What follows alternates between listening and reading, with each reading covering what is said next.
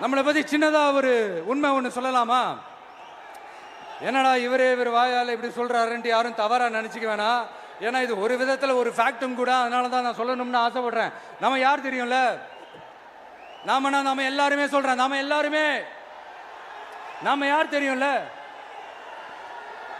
இந்தியாவின் மாபெரும் மக்கள் சக்தி கொண்ட ஒரு மகத்தான வெகுஜன மக்கள் படை.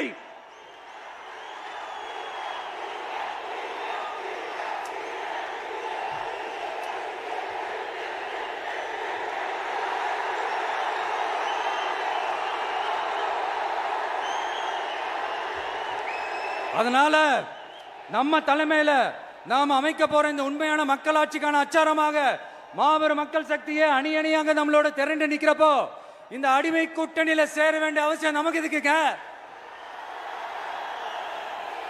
நம்மளுடைய இந்த கூட்டணி சுயமிழந்த கூட்டணியெல்லாம் இருக்காது, சுய மரியாதை கூட்டணியா தான் இருக்கும். இந்த ஒரு பக்கம் RSS கிட்ட அடிபணிஞ்சுக்கிட்டு, இன்னொரு பக்கம் மதச்சார்பற்ற கூட்டணின்னு இந்த மக்களை ஏமாத்துற கூட்டணியெல்லாம் நம்ம கூட்டணி இருக்காது.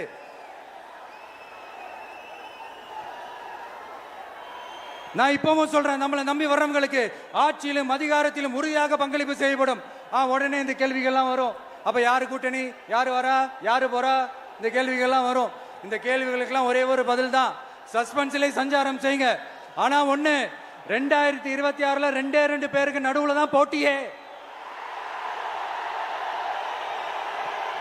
ஒன்னு TVK, இன்னொன்னு DMK. இந்த போட்டி எப்படி இருக்க போதுன்னா, இந்த அலையன்ஸை வச்சு எப்படியாவது நம்ம தப்பிச்சிடலாம். என்ன இந்த பழைய இந்த மேத்தமேட்டிக்ஸ், அரித்மேட்டிக்ஸ் இதெல்லாம் வச்சு எப்படியாவது நம்ம தப்பிச்சிடலாம் அப்படின்னு நினைக்கிறவங்களோட அந்த கனவு ஒரு நாளும் மைப்படாது. சரி, இப்ப நம்ம வேற ஒரு ஏரியாவுக்கு ஒன்று வருவோம். எதிர்காலம் வரும், என் கடமை வரும், இந்த கூட்டத்தின் ஆட்டத்தை ஒழிப்பேன்.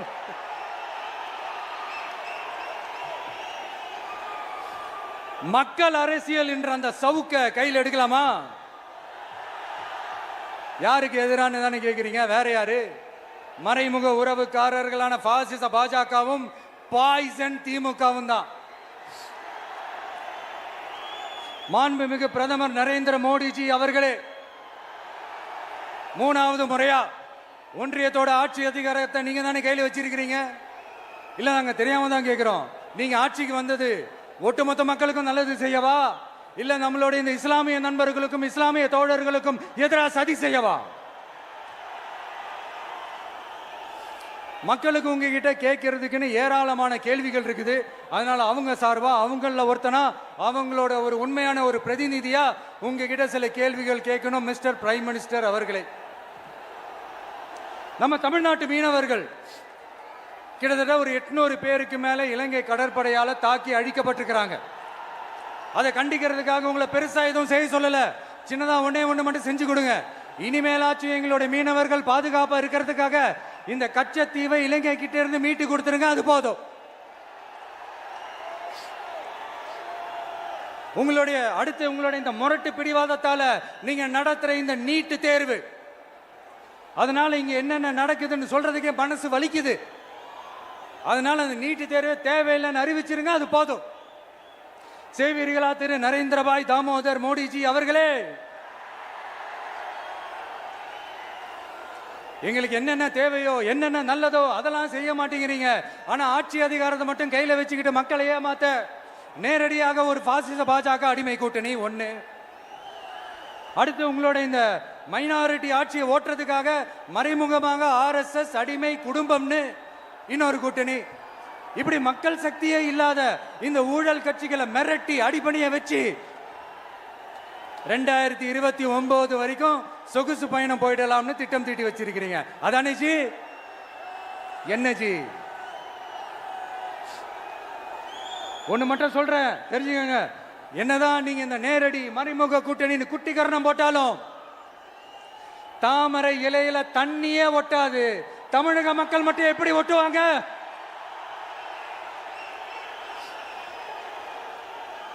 இங்க ஒரு எம்பி சீட்டு கூட தரலன்றதுக்காக தமிழ்நாட்டுக்கும் தமிழ்நாட்டு மக்களுக்கும் எதுவுமே செய்யாம ஓரவஞ்சனை செய்யுது இந்த ஒன்றிய பாஜக அரசு. சங்கம் வச்சு தமிழ் வளர்த்த மண் இந்த மதுரை மண். அதனால இங்க அந்த கீழடியில கிடைச்ச ஆதாரங்களை எல்லாம் மறைச்சிட்டு எங்க நாகரிகத்தையும் எங்க வரலாறையும் அழிக்கிறதுக்காக உள்ளடி வேலை செய்யலாம்னு நினைக்கிறீங்க. தமிழ்நாட்டை தொட்ட என்ன நடக்கும் நீங்க பல உதாரணங்கள் இருக்குது. அதனால இதையெல்லாம் மறைச்சிட்டு எங்க மக்களை ஏமாத்திடலாம்னு மட்டும் நினைக்காதீங்க. மத நல்லிணக்கத்திற்கு பெயர் பெற்ற இந்த மதுரை மண்ணிலிருந்து சொல்றேன், உங்க எண்ணம் எல்லாம் ஒரு நாளும் ஈடேறாது.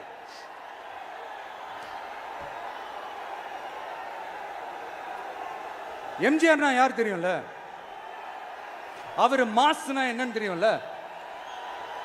அவர் உயிரோடு இருக்கிற வரைக்கும் அந்த சிஎம் சீட்டை பத்தி ஒருத்தராலையும் நினைச்சு கூட பார்க்க முடியல, கனவு கூட காண முடியல. எப்படியாவது அந்த சிஎம் சீட்டை என்கிட்ட கொடுத்துருங்க, என் நண்பர் எம்ஜிஆர் திரும்ப வந்ததுக்கு அப்புறம் நான் திருப்பி கொடுத்துறேன்னு தன்னோட எதிரியை கூட மக்கள் கிட்ட கெஞ்ச வச்சவர் எம்ஜிஆர். எப்படி கெஞ்ச வச்சவர். அதனால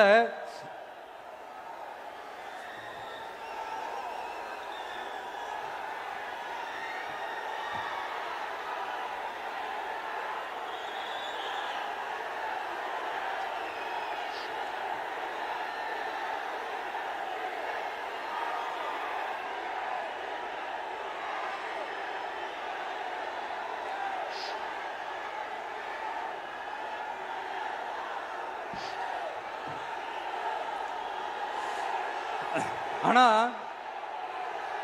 இப்போ அவர் ஆரம்பிச்ச அந்த கட்சியை, எம்ஜிஆர் அவர்கள் ஆரம்பிச்ச அந்த கட்சியை கட்டி காக்கிறது யாரு? இன்னைக்கு அந்த கட்சி எப்படி இருக்குது அதை நான் சொல்லிதான் உங்களுக்கு தெரியணுமா? அப்பாவி தொண்டர்கள் அதை வெளியில சொல்ல முடியாம வேதனையில தவிக்கிறாங்க. 2026 சட்டமன்ற தேர்தலில் யாருக்கு ஓட்டு போடணும், எப்படிப்பட்ட ஆட்சி இங்க அமையணும்னு அந்த அப்பழுக்கற்ற அந்த தொண்டர்களுக்கும் ரொம்ப நல்லாவே தெரியும். அதனால என்ன வேஷம் போட்டுக்கிட்டு பாஜக இங்க தமிழ்நாட்டுக்குள்ள வந்தாலும் அவங்க வித்தை எல்லாம் இங்க வேலைக்கே ஆகாது. இப்படி பொருந்தா கூட்டணியா இந்த பாஜக கூட்டணி இருக்கிறதுனால இப்ப ஆட்சியில இருக்கிற இந்த வெற்றி விளம்பர மாடல் திமுக என்ன செய்யுதுன்னு தெரியும்ல. பாஜகவோட உள்ளுக்குள்ள ஒரு உறவை ஒன்று வச்சுக்கிட்டு வெளியில எதிர்க்கிற மாதிரி ஒரு டிராமா ஒன்று பண்ணிக்கிட்டு, எதிர்கட்சியா இருந்தா போங்க மோடின்னு பலூன் விடுறது, ஆளுங்கட்சியா இருந்தா வாங்க மோடின்னு கொடை பிடிச்சுக்கிட்டு கும்பிடு போடுறது. இது மட்டுமா? ஒரு ரைடுன்னு ஒன்று வந்துட்டா போதும், இது வரைக்கும் போகவே போகாத ஒரு மீட்டிங், அதை காரணம் காட்டி டெல்லிக்கு போறது, அங்க ஒரு சீக்கிரட் மீட்டிங் நடத்துறது. நல்லா நோட் பண்ணணும் மக்களே, அந்த மீட்டிங் அப்புறம் இந்த இஷ்யூ அப்படியே காணாம போயிருக்குமே. அதேதான் Stalin uncle, what uncle is very wrong uncle.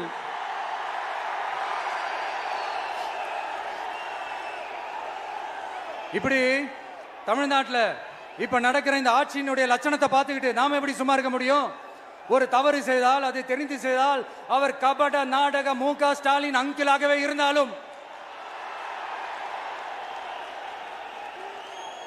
Uncle உங்களுக்கு மனசாட்சின்னு ஒன்று இருந்துச்சுன்னா நாங்க கேட்கிற கேள்விகளுக்கு மட்டும் கொஞ்சம் பதில் சொல்லுங்க அங்கிள். நீங்க நடத்துற இந்த ஆட்சியில நேர்மை இருக்கா, நியாயம் இருக்கா, ஊழல் இல்லாம இருக்கா, சட்டம் ஒழுங்கு சரியா இருக்கா, பெண்களுக்கு பாதுகாப்பு இருக்கா, பொதுமக்களுக்கு பாதுகாப்பு இருக்கா, இயற்கை வளங்களுக்கு பாதுகாப்பு இருக்கா? சொல்லுங்க மை டியர் அங்கிள், சொல்லுங்க. டாஸ்மாக்ல மட்டுமே இது வரைக்கும் 1000 கோடிக்கு மேல ஊழல்னு சொல்றாங்க. அதுல மட்டுமா தப்பு நடக்குது? வேற எதுல தான் நடக்கல? உலகத்திலே மிஸ்டர் கிளீன் ரெக்கார்ட்ஸ் எல்லாம் உங்களுக்கும் உங்க கூட இருக்கிறவங்களுக்கும் மட்டும்தான் அங்கிள் கொடுக்கணும். இதை பார்த்து வாயே இல்லாத ஊரு கூட வயிறு வலிக்கு சிரிக்குது.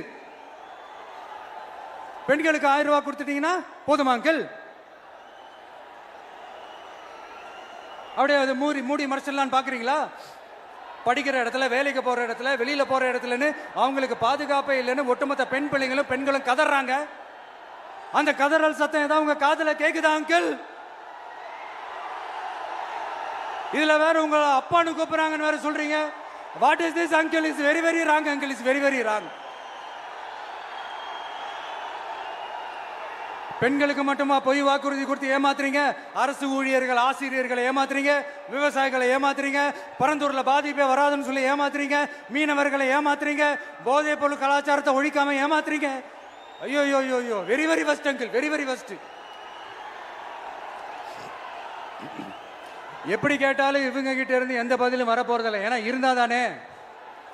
இப்ப ஆட்சியில இருக்கிற நம்மளுடைய அங்கிள் பதில் சொல்றது இருக்கட்டும். மக்களை நீங்க சொல்லுங்க, நீங்க உண்மையை சொல்லுங்க. செய்வோம் செய்வோம் செய்வோம் செய்வோம்னு சொன்னாங்களே, சொன்னதெல்லாம் செஞ்சாங்களா? உங்களை தான் கேட்கிறேன், சொன்னதெல்லாம் செஞ்சாங்களா? சத்தமா சத்தமா மை டியர் அங்கிள், கேக்குதா? மக்களோட சத்தம் கேக்குதா? இது வெறும் சாதாரணமான முழக்கம் தான். கூடிய சீக்கிரம் மக்களை போய் சந்திக்க போறேன், அவங்களோட மனசு விட்டு பேச போறேன். அதுக்கப்புறம் இந்த சாதாரணமான முழக்கம் இடி முழக்கமா மாறும். அத்தோட நிக்காது, அந்த இடி முழக்கம் தமிழ்நாட்டோட போர் முழக்கமா மாறும். அந்த போர் முழக்கம் உங்களை ஒரு நிமிஷம் கூட தூங்க விடாது. நடக்குதா இல்லையான்னு பாருங்க. என்னடா இவன் இவ்வளவு ஸ்ட்ராங்கா சொல்றானேன்னு பாக்குறீங்களா?